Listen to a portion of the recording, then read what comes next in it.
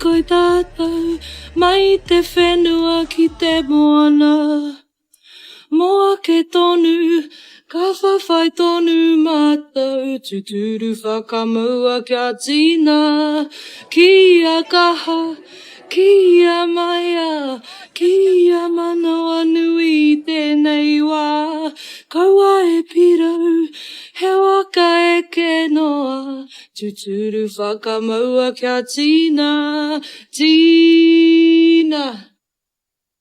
Ka tōhera, ka rerehera. Ko Mariam tōku ingoa. Kei te haere mai au ki tēnei wāhi, tēnei rā, hei wahine muhirama, hei wahine harapi, hei māma, hei tangata Te Tiriti. Ka tūtonu mātou ki te taha o ngā Māori. Nā te mea ko ngā rōpū, kua pā, ngā hitori pēnei, ka tū I runga I te kōtahitanga ki a rātou anu.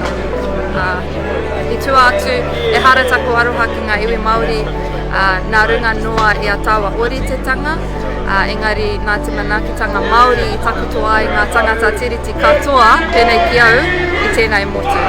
Nō reira me whakamate hunga e takahi ana I te tiriti, e taia e rātou te noho kei kone. So koera te taki.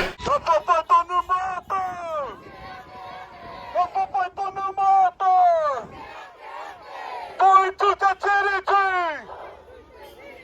Toitū Te Tiriti! Kua mutu tātou te hikoi tēnei rā, I runga I te piriti kei tamaki makaurau.